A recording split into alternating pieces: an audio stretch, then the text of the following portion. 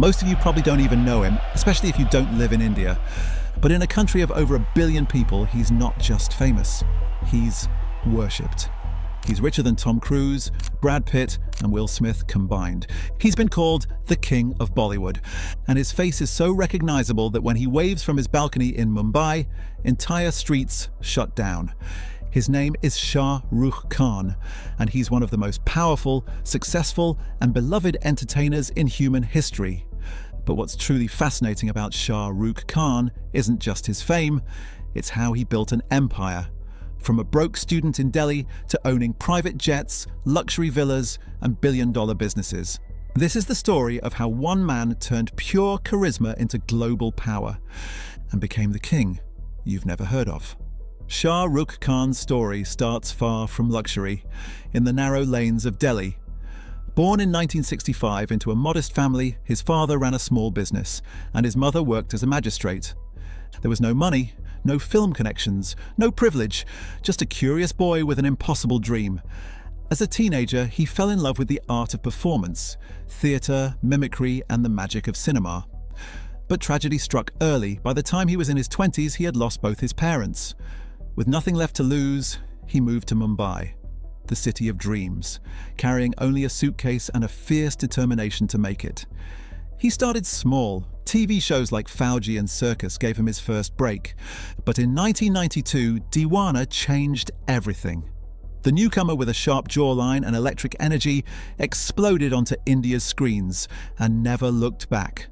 What made him different was how real he felt. Unlike the polished heroes of his time, Shah Rukh was emotional, unpredictable, human. In Bazigar, he was a revenge-driven anti-hero. In Dar, a lovesick villain. In Kabhi Haan Kabhi Na, a shy underdog. He broke every rule, and audiences couldn't look away. Then came Dilwale Dulhania Le Jayenge.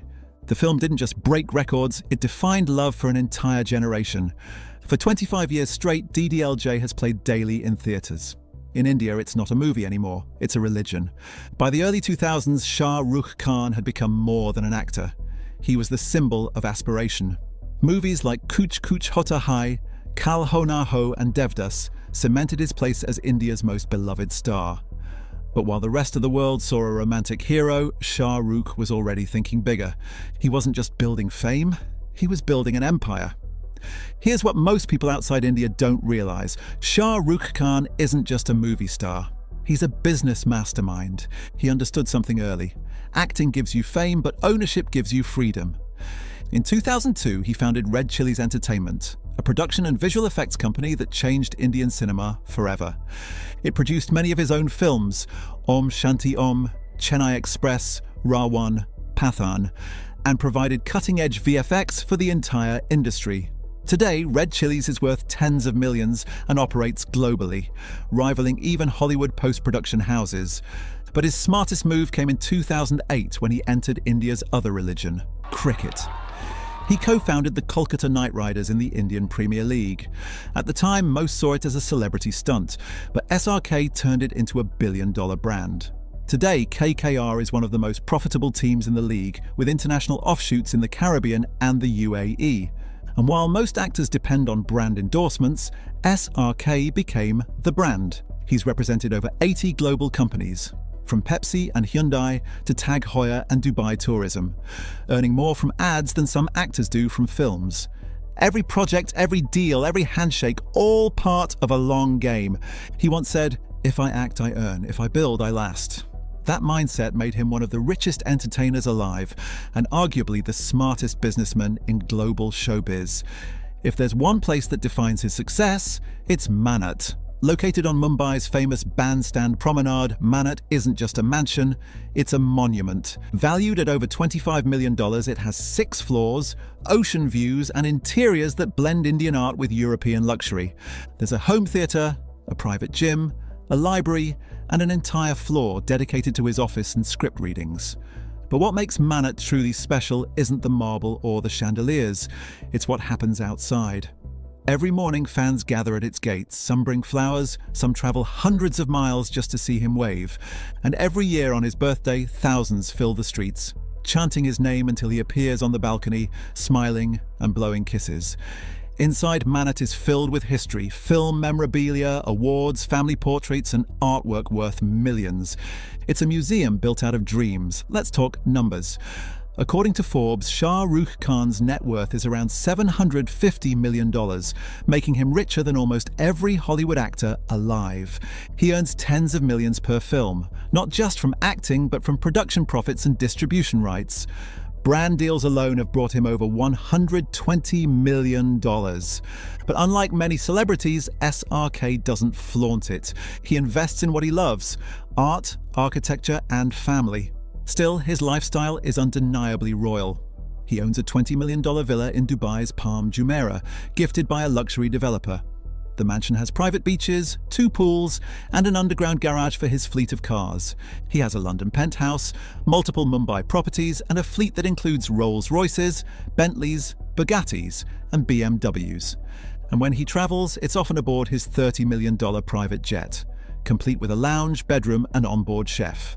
He's also a collector of fine watches, from Patek Philippe Nautiluses to Audemar's Piguet Royal Oaks. Some of these pieces cost more than a house in Mumbai. But when asked about wealth, he once said, "I have money, but I'm not money. I work hard because I'm scared of being ordinary." That quiet humility is what keeps him grounded, even at the top of the world. Behind the luxury, Shah Rukh Khan is one of India's most generous philanthropists. He founded the Mir Foundation, named after his father, to support acid attack survivors and children battling cancer. He's donated millions to hospitals, relief funds, and education programs. When floods or earthquakes hit, he sends help. Quietly, without headlines. During the COVID-19 pandemic, he converted his production office into a quarantine center, distributed thousands of meals, and covered medical costs for frontline workers. The Badshah of Bollywood, Shah Rukh Khan, recently announced a series of initiatives to help the central and state governments in their fight against coronavirus pandemic. The actor has taken the help of his companies to provide support to the government. He doesn't seek attention for it, he just does it. As he put it, "I've been lucky. The least I can do is pass that luck on." That humility has earned him global respect, including awards from UNESCO, Harvard, and the World Economic Forum. Here's the thing, Shah Rukh Khan isn't just India's biggest star, he's one of the world's biggest stars. In Germany, fans screen his movies in theatres decades after their release. In Morocco, his face appears on murals. In Dubai, he's literally the ambassador of the city's tourism board. Time magazine named him one of the 100 most influential people in the world, and Forbes ranked him above Leonardo DiCaprio and Brad Pitt in global earnings. When he travels abroad, airports shut down from fan crowds. In the Middle East, they call him Badshah, the king. Yet through it all, he's remained proudly Indian. He often says, "I'm an Indian actor who wants to entertain the world, not a global actor who forgot India." That's what makes him different. He never abandoned where he came from. He just elevated it to the world stage. Every empire faces its dark days. Between 2015 and 2019, Shah Rukh's films started to fail. Critics said his time was up. Younger stars were dominating the screens, but Shah Rukh didn't fight back. He disappeared. He took time off to reflect, reinvent, and rebuild. Then, in 2023, he returned with Pathan. It wasn't just a movie, it was a phenomenon. It shattered box office records, becoming one of India's highest-grossing films ever. Just months later, he followed it up with Jawan, another mega hit that crossed over $1 billion worldwide. 2 blockbusters, 1 year, a career reborn. He didn't just reclaim his crown, he reminded the world why he wears it. As he once said, "Success is not a good teacher, failure makes you humble." It's that humility, paired with relentless discipline, that makes Shah Rukh Khan unstoppable. What does Shah Rukh Khan's story teach us? That greatness isn't inherited, it's earned. That you can start with nothing and still end up owning palaces by the sea. That fame fades, but legacy lasts. In an age obsessed with overnight success, Shah Rukh Khan stands as proof that the climb matters more than the peak. He's an actor, yes, but also a builder, a father, a dreamer.